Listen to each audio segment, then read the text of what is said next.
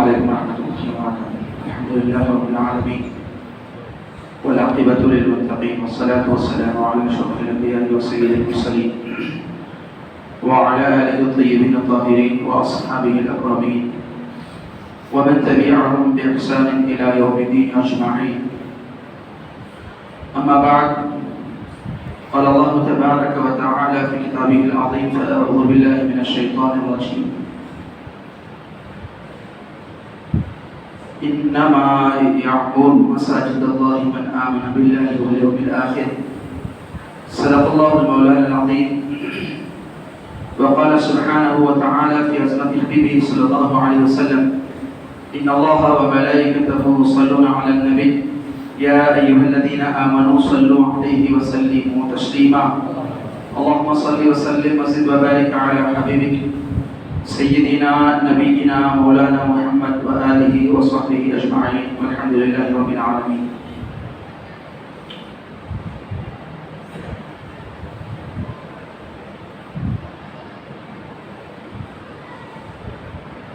اللہ کی مساجد وہی لوگ بناتے ہیں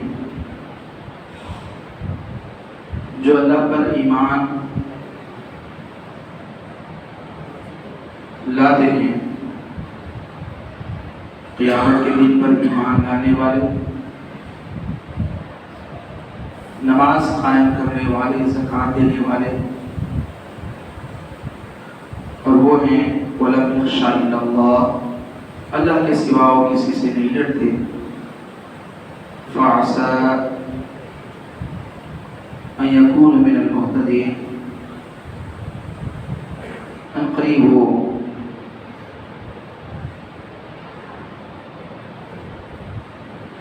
ہدایت والے ہیں. عزیزان محترم،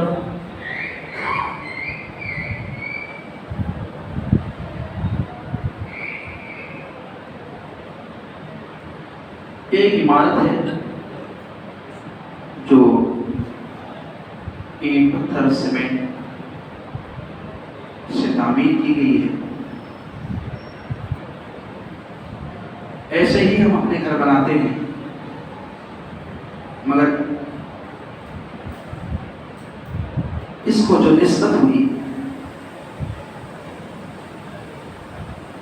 جب اس کا ہم نے نام رکھا مسجد، اس کے احکام جدا ہو جاتے ہیں.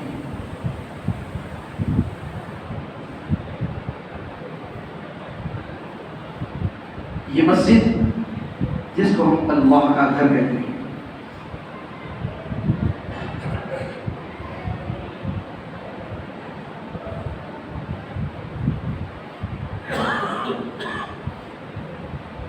اس کے گھر میں اور ہمارے گھر میں تعمیر میں تو وہی چیزیں ہیں، مگر نسبت کی وجہ سے اس کے احکام بدل جاتے ہیں. ہم اپنے لیے گھر بناتے ہیں تو آپ جیسے چاہے رہیں، مگر جب اسی اینٹ پتھر سے اللہ کا گھر بناتے ہیں، مسجد کی تعمیر کرتے ہیں، تو اس کے احکام بدل جاتے ہیں. اور ان مسجدوں کو تعمیر کون کرتے ہیں؟ وہ کون لوگ ہیں؟ تو اللہ تبارک و تعالیٰ نے ارشاد فرمایا: من آمن باللہ، وہ لوگ ہی مسجد تعمیر کرتے ہیں جو اللہ پر ایمان لانے والے ہیں. والیوم الآخر، قیامت کے دن ایمان لانے والے، اللہ پر ایمان لانے والے. آگے فرمایا نماز قائم کرنے والے، زکوٰۃ ادا کرنے والے. یہ وہ لوگ ہیں جو مسجد تعمیر کرتے ہیں. مسجد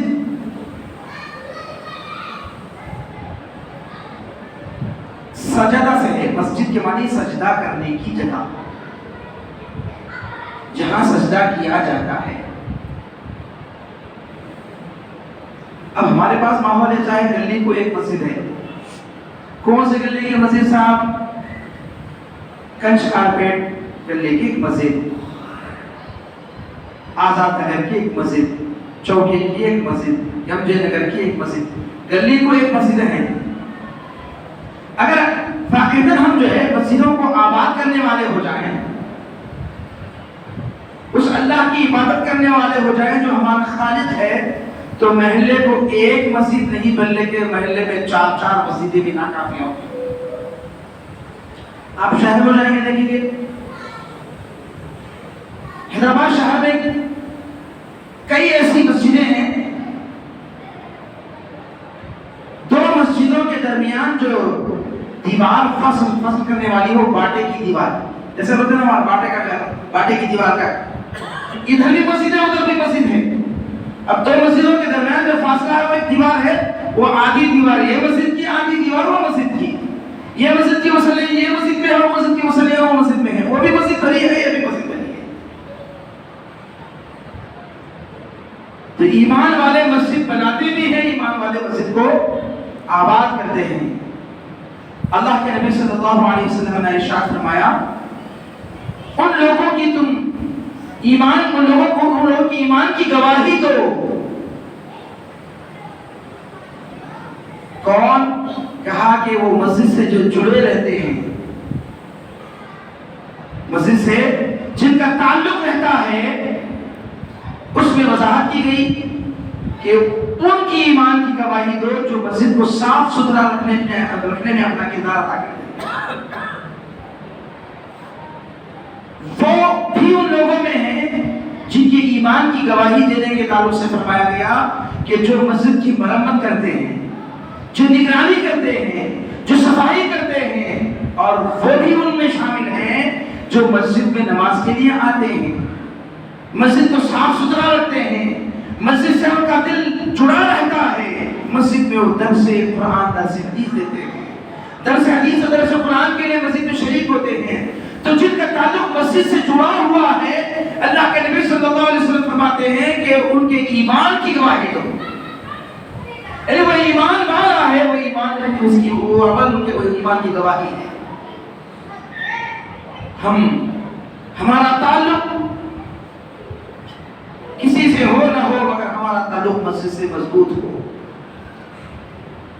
یہ مسجد اللہ کا گھر ہے، یہ اس کی دہلیز ہے،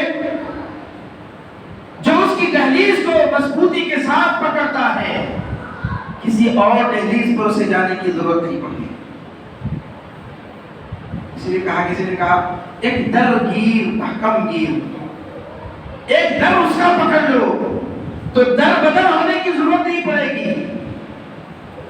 تو یہ اللہ کا گھر ہے، یہ اللہ کی مسجد ہے، اللہ کے گھر ہیں۔ حدیث پاک میں ارشاد فرمایا، احب البلاد الی اللہ مساجدها، شہروں میں سب سے اگر پسندیدہ اللہ کو کوئی جگہ ہے تو وہ مسجد ہے۔ وَأَبْغَضُ الْبِلَادِ إِلَى اللَّهِ أَسْوَاقُهَا، یعنی شہر میں اگر پسندیدہ کوئی جگہ ہے وہ اللہ کو تو مسجدیں ہیں، اور سب سے ناپسند کوئی جگہ ہے، گاؤں میں کوئی ناپسند جگہ ہے تو وہ اسواقها، وہ بازار ہے۔ اس لیے کہ مسجد میں اللہ کی عبادت ہوتی ہے، اس کا ذکر ہوتا ہے، ایک اچھا خیال ہوتا ہے، مگر اسواق بازار جو ناپسندیدہ ہیں وہ اس لیے کہ وہاں ایسے کام ہوتے ہیں۔ مگر ہم اپنے اسلاف کو دیکھتے ہیں تو وہ ان بازاروں کو بھی مسجد نما بنا دیتے ہیں۔ اب بازار میں ہر طرح کی برائیاں، ہر طرح کے منکرات، مگر جو اللہ والے ہوتے ہیں وہ تجارت بھی کرتے ہیں تو صحیح طریقے سے تجارت کرتے ہیں، تو بازار ان کے لیے بری چیز جگہ نہیں ہوتی۔ خریدتے ہیں، چلتے ہیں، آتے جاتے ہیں، تب بھی وہ شریعت کا لحاظ رکھتے ہیں، اس کے احکام کی پاسداری کرتے ہیں، تو وہ ان کے لیے بری جگہ نہیں ہوتی۔ عزیزان محترم، یہ مساجد اللہ کو پسندیدہ جگہیں ہیں۔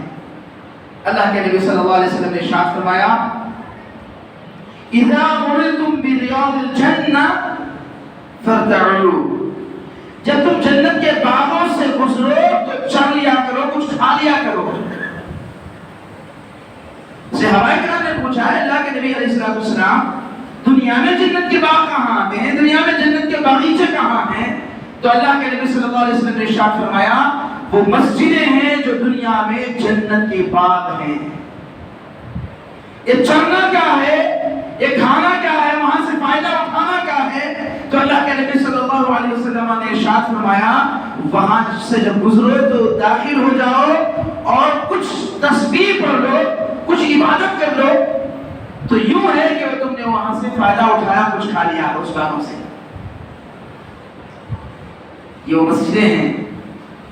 ایسان حدیث پاک میں آتا ہے کہ جیسے ہم زمین پر کھڑے ہو کر کے آسمان پر نگاہ اٹھاتے دیکھتے ہیں تو آسمان پر تارے چمکتے ہیں، چمکتے دمکتے نظر آ رہے ہیں۔ وہ دیکھنے میں تو چھوٹے چھوٹے ہیں، مگر سائنس ترقی کر رہی ہے، وہاں تک بھی اس کی پہنچنے کی کوششیں چل رہی ہیں، بعض جگہ پہنچے ہیں۔ وہ دکھ رہا ہے چاند چھوٹا سا، مگر وہ بڑی وسیع کائنات ہے۔ اوپر سے ہم دیکھتے ہیں زمین اتنی وسیع ہے جس کے کنارے اب تک نہ پہنچے کوئی، مگر اوپر سے دیکھتے ہیں تو چھوٹا سا گولا نظر آ رہا ہے۔ تو یہ تارے نظر آ رہے ہیں، چمکتے تارے نظر آ رہے ہیں، چھوٹے چھوٹے چمک دمک ان کے اندر ہے۔ تو اللہ کے نبی صلی اللہ علیہ وسلم ارشاد فرماتے ہیں، اے لوگوں، جیسے تم زمین پر کھڑے ہو کر کے چاند کو دیکھتے ہو تو چمکتے نظر آ رہے ہیں تارے، ایسے ہی اگر تم آسمان پر چلے جاؤ، زمین پر نگاہ کرو گے تو وہاں بھی کچھ چیزیں چمکتے دمکتے نظر آئیں گے۔ وہ کیا ہوں گے؟ وہ کوئی اور نہیں ہو بلکہ مساجد ہوں گے، تمہیں وہاں سے چمکتے دمکتے نظر آئیں گے۔ ایسان محترم،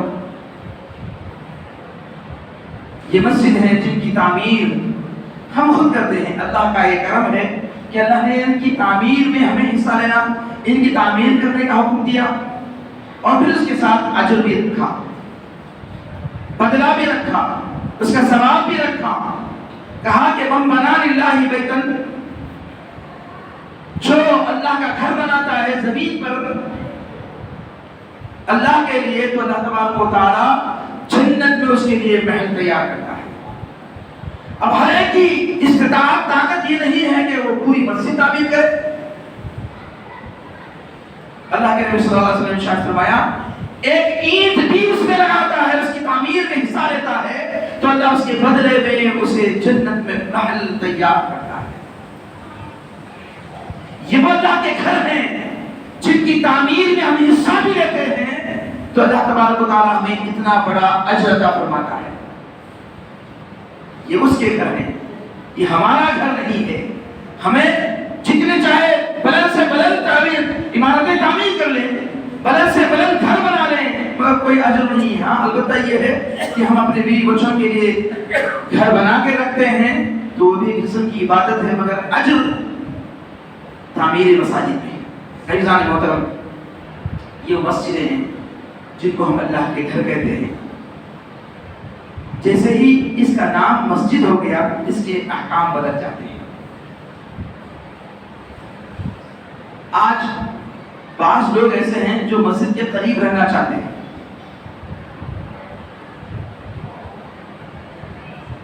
اس لیے کہ بھئی مسجد قریب رہے تو نماز کو جا سکتے ہیں، مسجد قریب رہے تو جو اجر انہیں معلوم ہے وہ اس کے پیش نظر وہ مسجد کے قریب رہنا پسند کرتے ہیں۔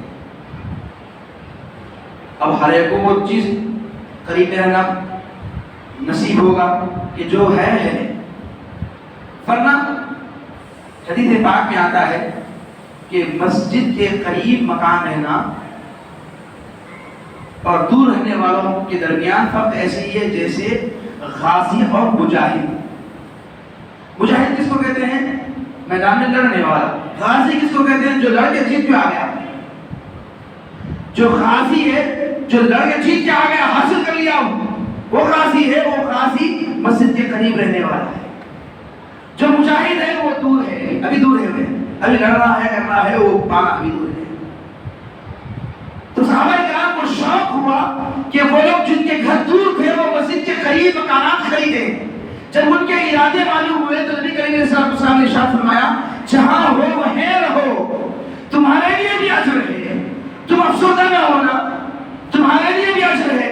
اجر تمہارے لیے یہ ہے کہ جیسے تم قدم بڑھا کر کے مسجد کی طرف چلتے ہو, تمہارا ہر اٹھا ہوا قدم تمہارے گناہوں کو بیٹھتا ہے. تمہارا ہر اٹھا ہوا قدم تمہارے درجات کو بلند کرتا ہے, تمہیں صاف و ستھرا کرتا ہے, تمہیں پاکیزہ کرتا ہے, تمہیں مقرر بناتا ہے. مگر دور رہ کر کے مسجد سے دور ہو جانا یہ بدبختی ہے. اور ایک سسٹم ہے, ایک نظام ہے اسلام کا. جیسے ہم نماز پڑھتے ہیں, فجر کی, ظہر کی, عصر کی, مغرب, عشاء کی نماز کا حکم قرآن پاک میں بھی دیا گیا اور حدیث پاک میں جس کی صراحت ہے. اگر یوں حکم ہوتا کہ تم نمازیں پڑھو, نمازیں پڑھ لیتے, کہاں پڑھو؟ گھر میں پڑھو, گھر میں پڑھ لیتے. مساجد کا جو سسٹم ہے یہ اسلام کی خوبصورتی ہے. تو مسجدوں میں آؤ تو کہا کہ تمہارے لیے اجر, جیسا قدم اٹھائے, قدم اٹھا اجر, قدم اٹھا گناہ معاف, قدم اٹھا تمہارے درجے بلند. مسجد کو آئے,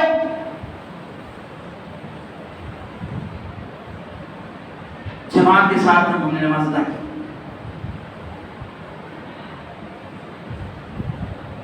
کہا کہ اگر پڑھتے گھر میں تو ایک کا ثواب, ایک نماز کا ثواب ایک اجر ہوتا, مگر تم اپنے مومن بھائیوں کے ساتھ کھڑے ہو کر کے, کنے سے کنا ملا کر کے کھڑے ہو کر کے جب پڑھتے ہو تو ہم تمہارے نمازوں میں کئی گنا اضافہ کر دیتے. گھر میں پڑھتے ایک ہی اجر ہوتا, مسجد میں آ کر پڑھ رہے ہیں جماعت کے ساتھ تو 25 گنا زیادہ ثواب. وہاں ایک کا ایک, یہاں ایک کا 25. یہ تو اجر اپنی جگہ ہے, مگر اسلام کی خصوصیت, اس کی خوبصورتی یہ ہے کہ اے بندے خدا, اے میرے ماننے والے, تو مسجد کو عبادت کی جگہ بنا لے اور ایک جگہ سب جمع ہو جائے. ایک محلہ ہے, محلے کے لوگ 5 وقت ایک جگہ جمع ہو جائے, ایک دوسرے کی ساتھ کھڑے ہو کر کے عبادت کرو. حدیث پاک میں آتا ہے کہ اندر جو تم کھڑے ہوتے ہو, لگ لگ کے کھڑے ہوتے ہو, تو تم نے اپنے ظاہر کو ایک کے دوسرے سے لگایا ہے, ہم تمہارے باطن کو, تمہارے دلوں کو ایک دوسرے سے لگا لیتے ہیں. مگر آج پتہ نہیں غلطی کہاں ہوتی ہے. ہم تو کھڑے ہو رہے ہیں, مسجد آ رہے ہیں, مگر دل جڑ نہیں پا رہے ہیں. اللہ کے نبی کا فرمان غلط نہیں ہو سکتا, اللہ کا فرمان غلط نہیں ہو سکتا. ڈاکٹر نے, ایک بہترین ڈاکٹر, کامیاب ڈاکٹر نے دوا تجویز کی, اس کی بیماری کو پکڑا, اس کی دوا تجویز کر کے اسے دوا دی, آرام نہ ہو رہا ہو تو وہ کہے گا نہیں کچھ گڑبڑ ہے. میں نے اس کے مرض کو پکڑا اور مرض کے مطابق میں نے اسے دوا دی. یہ تو دنیا کا ڈاکٹر ہے, کبھی غلطی ہو سکتی ہے, مگر وہ کہتا ہے نہیں, تیرا مرض بھی میں نے جانا, تجھے دوا بھی درست دی, مگر آرام نہیں ہو رہا ہے تو کچھ گڑبڑ ہے. معلوم کیا گیا تو معلوم ہوا کہ پرہیز نہیں کرتا ہے, دوا کھاتا ہے مگر پرہیز نہیں کرتا. ڈاکٹر نے کہا تھا پرہیز کے ساتھ دوا کھاؤ تو تمہارا علاج ہو جائے گا, تمہاری بیماری ختم ہو جائے گی. تو یہ تو دنیا کا ڈاکٹر ہے جو یقین کے ساتھ کہتا ہے کہ دوا تجھے صحت مند بنائے گی. یہاں اللہ اور اس کے رسول علیہ السلام فرماتے ہیں کہ تم جب مسجد میں آؤ, اے مسلمانوں, اے ایمان والوں, جب تم کھڑے ہو تو ایک دوسرے کے ساتھ لگ کر کھڑے ہو.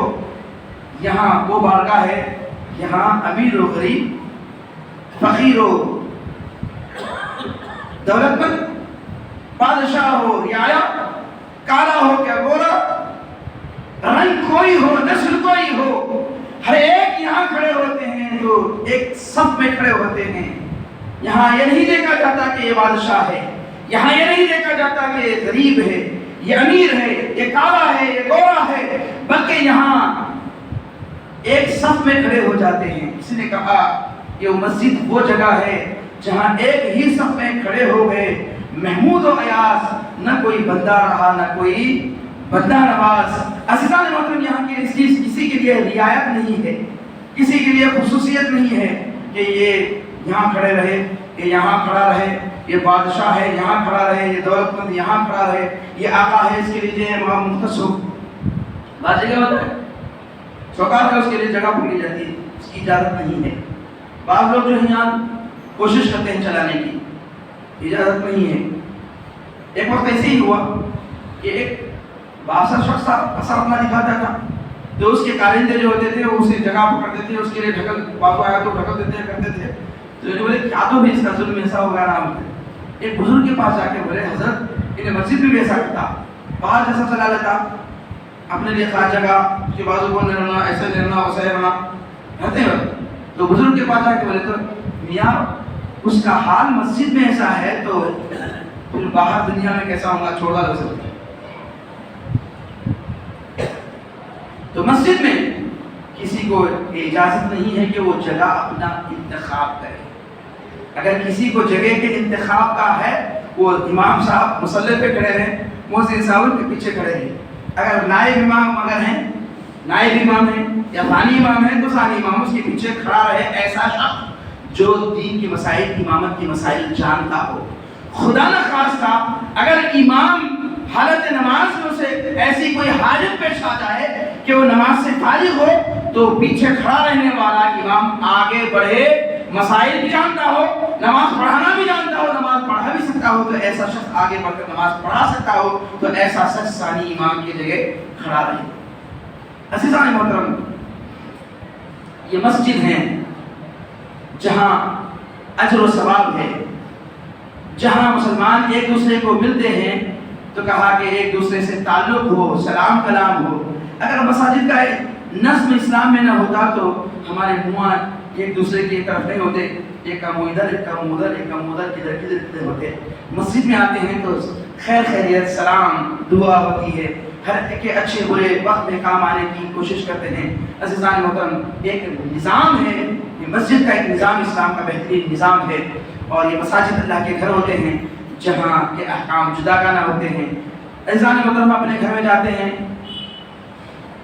تو اپنا گھر ہے، مگر جب مسجد میں آتے ہیں تو اس کے حکم جدا گانا ہوتے ہیں۔ حدیث پاک میں آتا ہے اور قرآن پاک میں اللہ نے ارشاد فرمایا سورہ اعراف میں، خصوصیتکم عند کل مسجد، جب تم مسجد میں آؤ تو زینت اختیار کرو، زینت اختیار کرو۔ یہ زینت تو عورتوں کے لیے، زینت مردوں کے لیے کیا ہے؟ تو فرمایا کہ جب مسجد کو آؤ تو اچھا لباس پہنو، پاکیزہ لباس پہنو، صاف ستھرے ہو کر کے مسجد میں آؤ، اس لیے کہ یہ اللہ کا گھر ہے۔ تمہارا لباس اچھا ہو، تمہارا جسم پاکیزہ ہو، اہتمام ہو سکتا ہے تو اچھا لباس پہنو، معطر ہو، خوشبو استعمال کرو۔ ہمارے پاس کیا ہوتا ہے، جمعے کے پر ہمیں لگائے تو لگا کے آتے، نہیں تو بھی نہالے کپڑے پہلے آ گئے۔ اہتمام ہونا چاہیے۔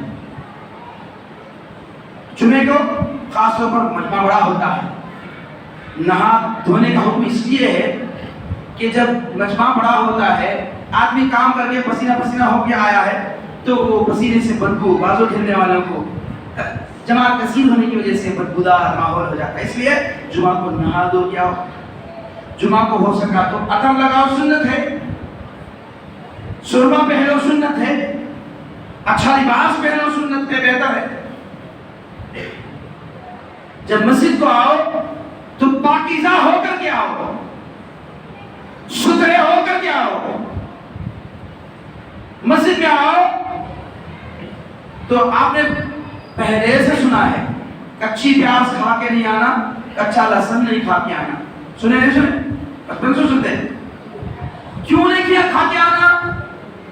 وہ پیاز اور لہسن کی جو بو ہوتی ہے وہ بدبودار ہوتی ہے، اسی لیے کھا کے نہ اگر آئیں گے ایسا تو یہاں پاکیزہ فرشتے ہوتے ہیں، نظیف ستھرے فرشتے ہوتے ہیں، ان کو ہلکی سی بھی بدبو ان کو گوارا نہ ہوتی، اس لیے تم جو ہے نہ کھا کے آؤ۔ ساتھ ہی ساتھ اگر ایسا بدبودار کو لے کر آئیں گے تو تمہارے بھائی بھی ہوں گے یہاں، تمہارے دوست احباب ہوں گے، ان کے لیے تکلیف دہ ہے۔ آج تو زمانہ تھا پیاز اور لہسن میں جو ہے وہ باس رہتی تھی، آج پیاز اور لہسن میں کوئی باس نہیں ہے۔ لیے کو جو ہے ناک میں رکھے کو سنگے تو جب ذرا باس آتی پیاز کی ذرا آتی لہسن کی، مگر وہ ختم ہو گئے، اب دیگر باسیں شروع ہو گئی۔ جیسے آج نوجوان نسل میں ایک اکثر نوجوانوں میں ایک بری عادت سی ہو گئی ہے، جب تک اس کو استعمال نہیں کرتے چین نہیں آتا، ان کو سکون نہیں ملتا، جبکہ وہ پیسہ بھی خرچ ہے، طبیعت بھی خراب ہے۔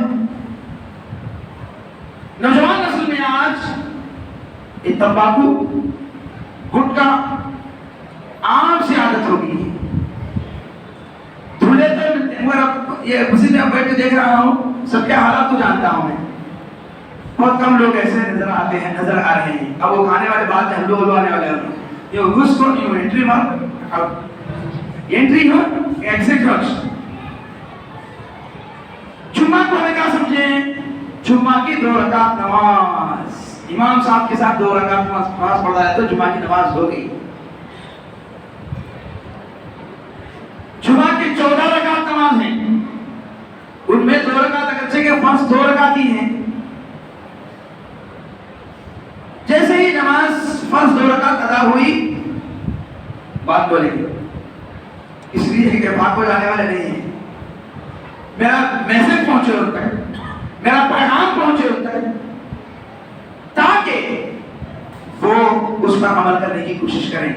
اب ہمارے پاس بیٹھنے والے سب بھی سنت نفل پڑھ کو سلام پڑھ کو جانے والے، اس لیے کہ جو سننے کے لیے پہلے آتے ہیں وہ بھاگ کو نہیں آنے والے لوگ، ایک آدھ اپنی زور سے جاتے ہوں گے، مگر پوری سنت نفل پڑھ کو سلام پڑھ کو دعا کر کو مسافر کر کو جانے والے ہیں، مگر وہ باقی آنے والے نا پہلے بھاگ کے جانے والے ہیں، تو ان کے لیے پیغام ہم بعد میں دیں گے۔ تو ایزان محترم، بدبودار چیز کھا کے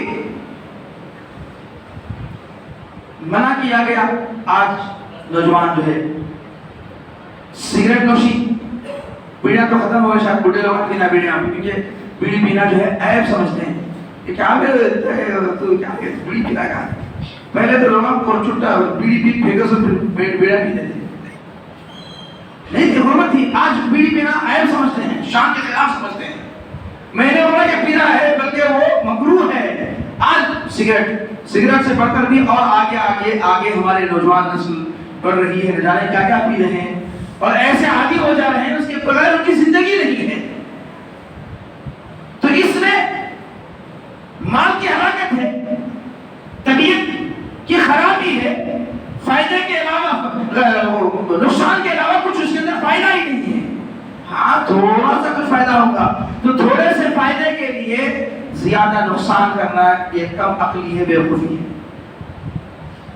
حرام ہے کیا سب سگریٹ پینا، گٹکا کھانا حرام ہے کیا؟ حرام کوئی بھی بڑا نہیں بولتے،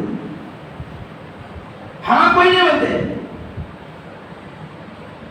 کراہت ہے، مکروہ ہے، ناپسندیدہ ہے، نہ اسلام میں اس کو پسند کیا جاتا ہے، نہ ہمارے ماحول معاشرے میں اس کو پسند کیا جاتا ہے۔ ایک نصیب، ایک پاکیزہ خیال رکھنے والا، ایک صاف ستھرا ماحول میں رہنے والا کبھی اس کو پسند نہیں کرتا کہ وہ گٹکا کھا رہا ہے تو اس کو اچھا کہے۔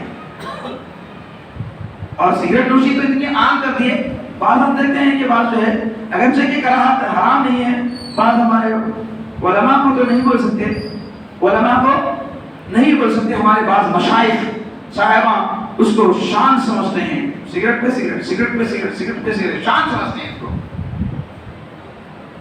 علماء میں ایسا نہیں ملیں گے، اگر کوئی پی رہا ہے تو چونکہ عالم بنا سکتا ہے، چونکہ مصلی پہ کھڑا ہو رہا ہے تو چونکہ پڑھا رہا ہے، چونکہ جبہ پہ نہ، حقیقت میں عالم اس کے قریب نہیں جاتا۔ بہرحال عزیزان محترم، یہ ناپسندیدہ ہے، ایسی بدبو لے کر کے مسجد میں آنا کراہت ہے، جس سے لوگوں کو تکلیف، فرشتوں کو تکلیف۔ اور یہ مسجد اللہ کے گھر ہوتے ہیں، جب آپ آتے ہیں تو اس کے احکام ہیں. جب آپ آئیں تو آپ کا لباس صاف ہو، آپ کا بدن صاف ہو سکتا تو وضو گھر سے کر کے نکلے. جب وضو گھر سے کر کے نکلتے ہیں تو آپ کو قدم قدم پر اجر ہوگا. ایک 2 لوٹے پانی گھر سے استعمال کر لیتے ہیں مگر آپ کو ڈھیر سارا اجر ملے گا. نہیں ہو سکتا تو آپ کے لیے انتظام مسجد میں انتظام ہے. جب آپ گھر مسجد میں داخل ہوں گے تو آپ جو چپل پہنے ہیں وہ چپل بھی پاک ہوں. ایسا نہیں کہ گندا بدل کے آئے ہیں اور اسی گندے چپل سے ہم مسجد میں قدم رکھ رہے ہیں تو گندگی پاک گھر کو ہم گندا کر رہے ہیں. اگرچہ یہ چپل چھوڑنے کی جگہ مختص ہے، پہن کے تو اندر نہیں آ رہے ہیں، مگر وہ بھی تو مسجد کا ہی حصہ ہی کہلاتا ہے. ناپاک نہ کریں. جب آپ اندر قدم رکھیں تو پہلے سیدھا پیر رکھیں اور دعا پڑھیں. پہلے سب سے پہلے نبی علیہ السلام پر درود پڑھیں، درود و سلام پڑھیں. ہمارے مساجد میں داخل ہونے سے پہلے دعاؤں کے بورڈ لکھے رہتے ہیں. کیا دعا ہوتی ہے؟ اللہم افتح لی ابواب رحمتک. جبکہ آپ عرب کے کئی مساجد میں ہم نے دیکھا اور احادیث شریفہ میں بھی کہ پہلے سب سے پہلے اللہ کے نبی پر درود و سلام پڑھو.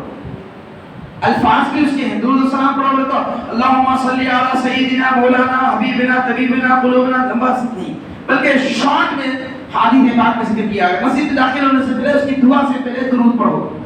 کیا ہے؟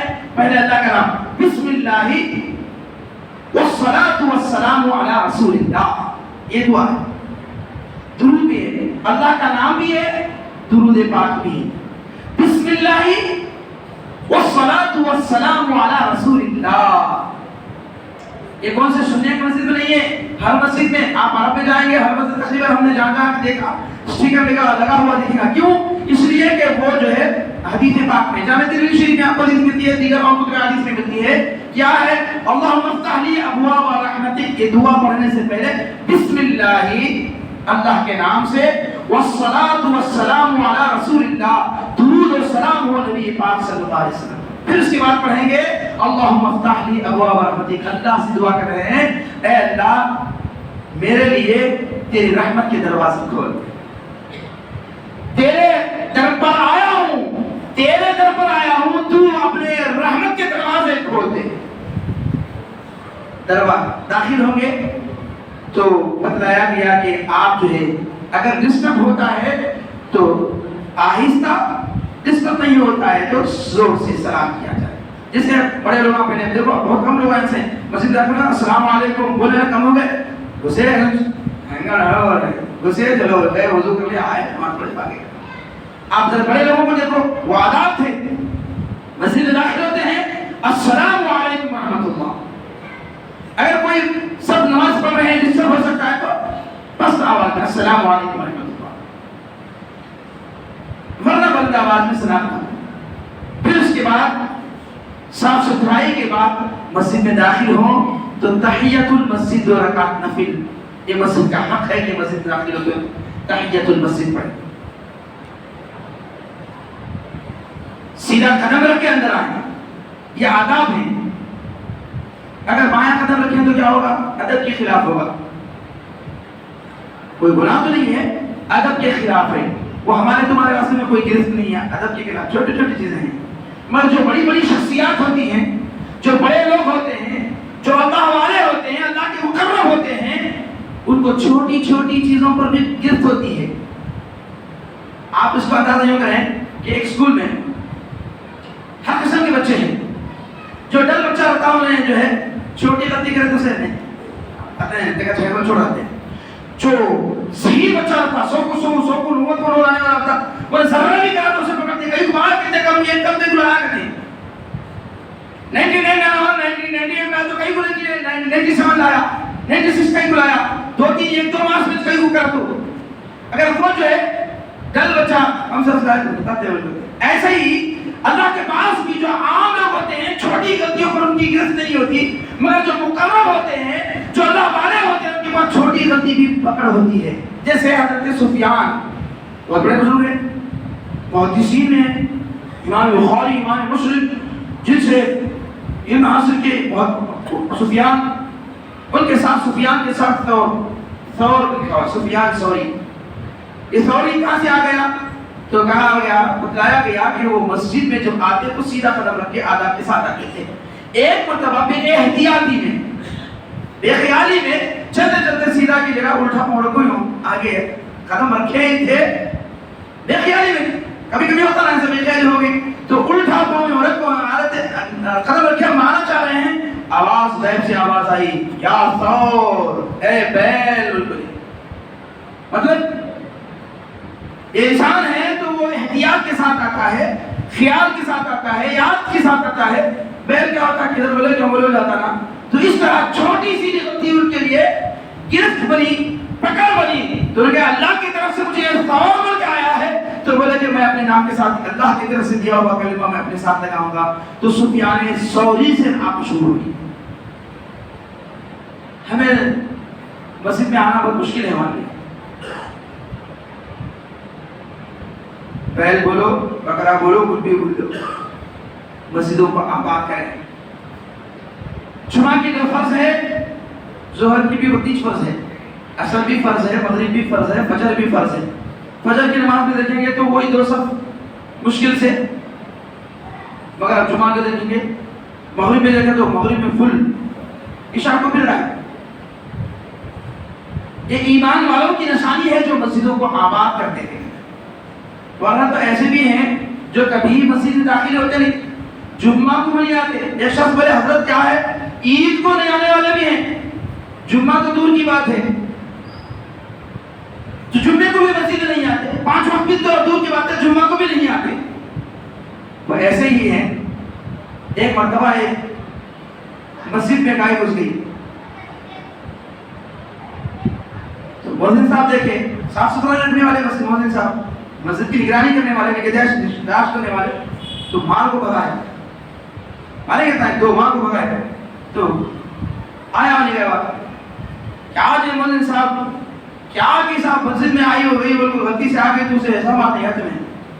پھر بھلنے کا کرنا نہیں کہا کہ اسے سمجھ نہیں ہے اور آ گئی ہے. کب تو میں آئے اسے دیکھے گا تمہیں،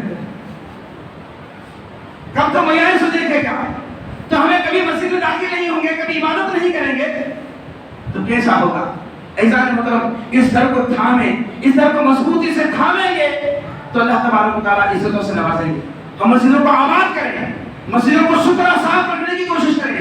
یہ مسجد جنت میں، جنت کے باغ ہیں، دنیا میں جنت کے باغ ہیں. جنت سے باغوں سے چڑھنے کا حکم دیا کہ یہاں چلو. کیا چلو؟ تو کہا کہ یہ چڑھنا یہ ہے کہ یہاں آ کر کے عبادت کرنا، یہاں آ کر کے ذکر کرنا، یہاں آ کر کے تلاوت کرنا. یہ جنت کے باغ میں سے چڑھنے کے برابر ہے. ایسا نہیں مطلب یہ وہ مساجد ہیں جن کی صفائی، جن کی ستھرائی، جن کی نگہداشت کرنے والوں کو اللہ کے نبی نے فرمایا ان کی ایمان کی گواہی دو. یہ مساجد ہیں جن کی تعمیر انبیاء نے کی. اللہ نے اپنے خلیل ابراہیم علیہ السلام سے مسجد کی تعمیر کروایا اور فرمایا انطہر بیتی، اے ابراہیم تم اس گھر کو صاف ستھرا رکھنا، اس لیے کہ یہاں عبادت کرنے والے آتے ہیں، ان کو سہولت ہو.